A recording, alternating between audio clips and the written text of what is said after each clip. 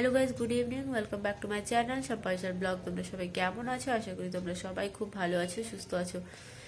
যেই ঠান্ডা পড়েছে, আমারও প্রচুর ঠান্ডা লেগে গেছে। ঠান্ডাতে কিছু বলতেও পারছি না, নাক মনে হচ্ছে বন্ধ হয়ে যাচ্ছে, আওয়াজ তো বুঝতেই পারছো পুরো ভারী হয়ে গেছে।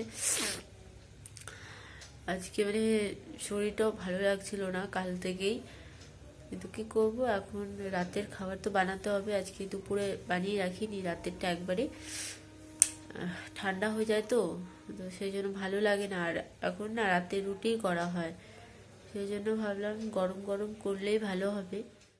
মেয়েকে তো ঘুম পাড়িয়ে দিয়েছি, আর বিশালও আসার সময় হয়ে গেছে। তাহলে চলো আমি কি রান্না করব না বলে তোমাদেরকে দেখিয়ে দিচ্ছি। আমি সব কিছু রেডি করে নিয়েছি, দেখতে পাচ্ছ। একটা টমেটো, কয়েকটা কাঁচা লঙ্কা কুচি, একটু আদা কুচি সব করে এক জায়গায় রেখেছি। আর এদিকে দেখতে পাচ্ছ বাঁধাকপি কেটে ধুয়ে রেখেছি। কেটে ধুয়ে ভাপ দেওয়া হয়ে গেছে। আমি বাঁধাকপি ভাপ দিয়ে জলটা ফেলে দিই, নাহলে গন্ধ করে একটা, তো ভাপ দেওয়াতে সেই গন্ধটা কেটে যায়। না হলে বানানোর পর যদি গন্ধ লাগবে তাহলে পুরোটা তরকারি নষ্ট হয়ে যাবে, সেই জন্য। কড়াই বসিয়ে দিয়েছি গরম হওয়ার জন্য, একটু তেল দিয়ে দিচ্ছি।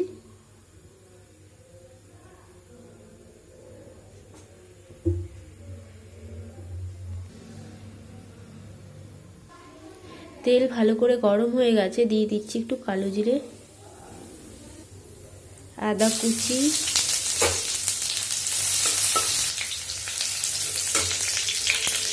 টমেটো, কাঁচা লঙ্কা সব দিয়ে দিচ্ছি একবারে। এখন ভালো করে ভেজে নেব।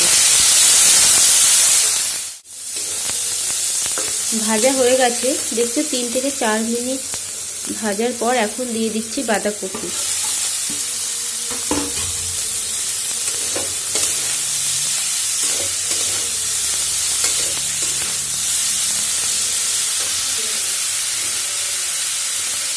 এখন আমি দিয়ে দিচ্ছি একটু হলুদ, একটু ধনের গুঁড়ো, একটু জিরের গুঁড়ো, আর একটু দিয়ে দিচ্ছি লঙ্কার গুঁড়ো। কাঁচা লঙ্কা দিয়েছি সেজন্য একটু দিচ্ছি, না দিলেও হয়, তবুও দিয়ে দিলাম একটু। আর একটু দিয়ে দিচ্ছি আন্দাজ মতো নুন। এখন ভালো করে ভাজবো।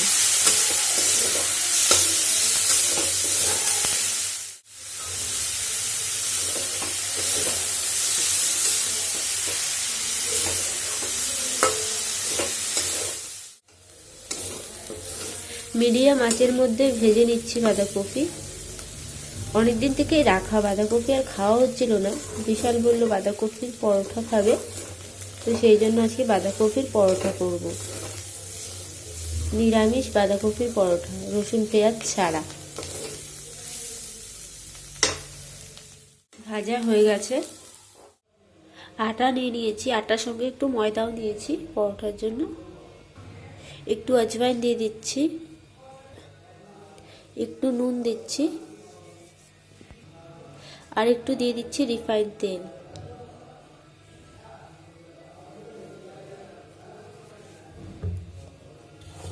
ভালো করে মেখে নেব।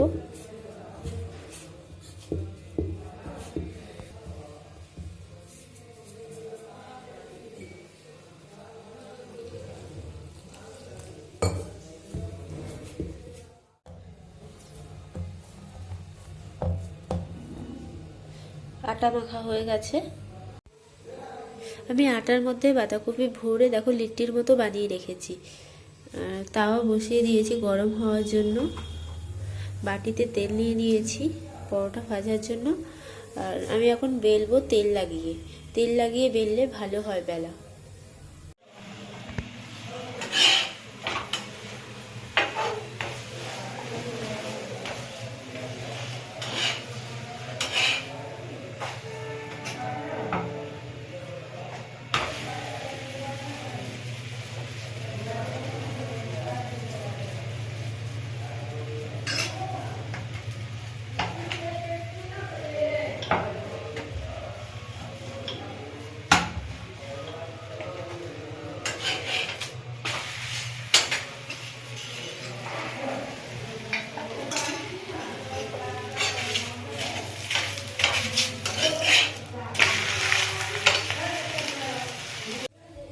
পরোটা বানানো হয়ে গেছে। পরোটার সঙ্গে তো আর কিছু করা হয়নি, কিছু লাগবে না, টমেটো সস দিয়ে পরোটা খাওয়া হয়ে যাবে।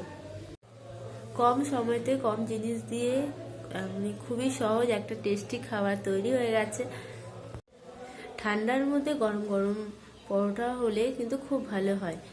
আশা করি তোমাদের এই ভিডিও ভালো লেগেছে। আজকের ব্লগ আমি এখানে শেষ করছি। আবার তোমাদের সঙ্গে কালকে দেখা হবে একটা নতুন ব্লগ নিয়ে। তোমরা ভালো থেকো, সুস্থ থেকো। আমার এই ভিডিও যদি তোমাদের ভালো লাগে তাহলে একটা লাইক করে দিও, শেয়ার করো, কমেন্ট করে জানিও কেমন হয়েছে। আর যারা এখনো আমাদের চ্যানেলকে সাবস্ক্রাইব করোনি তারা প্লিজ আমাদের এই চ্যানেলটাকে সাবস্ক্রাইব করে দিও। তোমাদের সবাইকে গুড নাইট।